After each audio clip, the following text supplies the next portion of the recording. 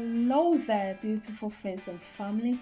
Welcome back to my channel where we share so much love in how to cook. Should I repeat that?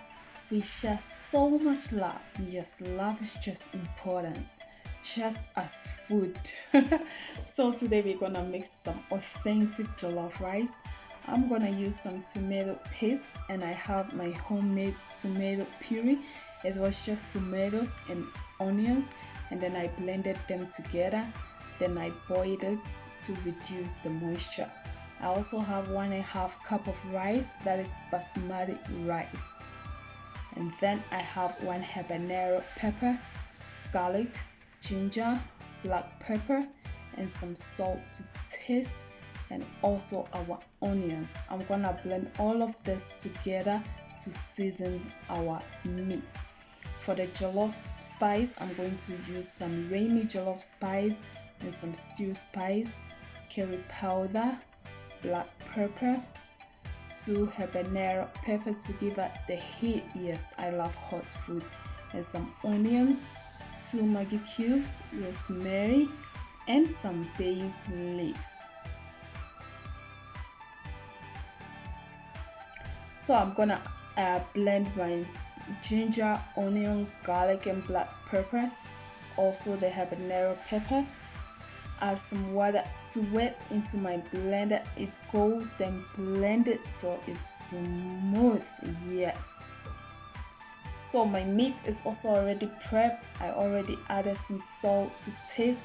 I added my blended ingredients. Rinse your blender and add the water to it, and just let it cook until it is tender. So about 10 minutes later, I will just go ahead and stir and just check on my meat. It still need a little bit time, for about 5 minutes, then our meat will be done. So our meat is nice and tender.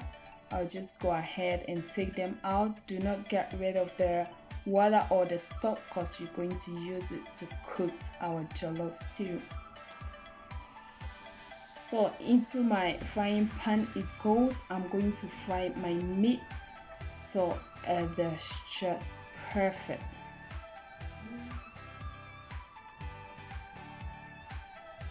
So I'll just go ahead and turn for the other side to also fry well.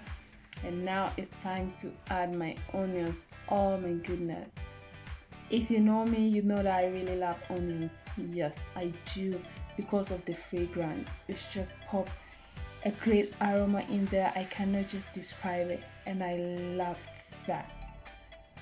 So my meat is done. I'll just go ahead and take all of them out. And please do not get rid of the fried onions, because we're going to blend them together to cook our jollof base or jollof stew. So that is done. I will just take my onions out, and now I'm gonna blend my onion and habanero pepper to give us the heat. And I'll also go ahead and add my fried onion to it. Add some water to it and blend it until it is just smooth. Now to start my jollof stew, I'm just gonna add my blended onion and habanero pepper in my hot oil, and I'll just stir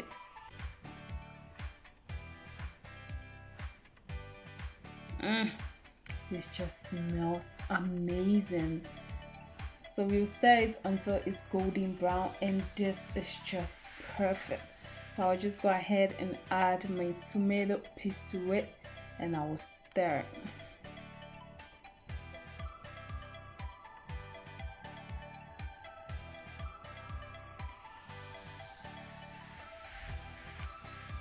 It just smells amazing, but we're not even halfway through.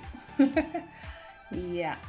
So now I'll just go ahead and add my tomato puree, because don't forget, your base or the tomato stew for your jollof is everything.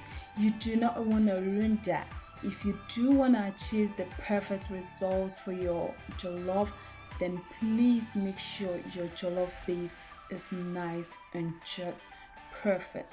So I went ahead and added my stock to it.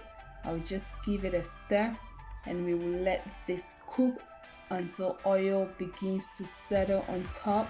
That will indicate that our stew is done. So about 5 minutes later, I'll go ahead and add my bay leaves to it, give it a stir, and also let it cook for about 10 minutes. Now you can see oil is beginning to settle on top, so our jollof base or stew is almost done. Now is the perfect time to add your spices to it. You can use any spice of your choice, yes. And I'll also go ahead and add my 2 Maggi cubes to it. I want this to be so flavorful, and indeed it is just amazing. The stew just tastes so great, I cannot describe it. So I'll just go ahead and stir so they are all well combined. And now I'm gonna go ahead and add my meat to it, because we want that great taste. We want the great taste of the stew to penetrate everywhere. Yes, we cannot ask for more. The stew was just delicious. It was just so great. It was so good. I always cook a lot of jollof rice, but this jollof rice, this one, trust me, it was just amazing. So I'll go ahead and rinse my rice, and I'll just add it to it, and I'll give it a good stir. So friends, a great tip: jollof rice can be very, very tricky. So remember, if you add more water, you cannot take them out. So you have to do it as you go. You see the amount of water I put in, it was half a cup. I'll just add a little bit amount of that, or about half, and I'll just stir it. And now I needed more, so I'll just add the rest to it. Remember, you can always add more water if it's hard. That's always depending on the rice you're using. And I'm using basmati rice, and it does not require a lot of water. So just be mindful of that. And also, one great tip in achieving the great jollof rice, you always have to constantly stir so that the surface will also get to cook. Stirring is everything. And if you're using a pot just like mine, unfortunately they stick. And if you're using a non-stick pot, then that is just perfect. And jollof rice also need a lot of attention, so I'll just be stirring and checking over it to prevent it from burning. And also stirring, as I said, very, very important. That's the only way you can get a great result. So to trap a perfect steam for it, because it's not done, it's still a bit crunchiness, I'll just cover it with some cloth to trap the steam to help our jollof rice to turn out perfect. So 5 minutes later, I'll just go ahead and stir and check, and it looks perfect. Our jollof rice is almost done. It tastes so amazing. I just cannot describe it. I just cannot describe it, friends and family. Just look at that and tell me.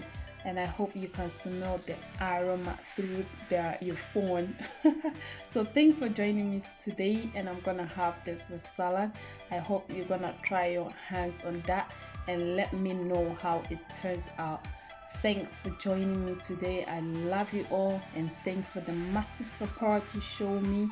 See you next time in my next video. Bye.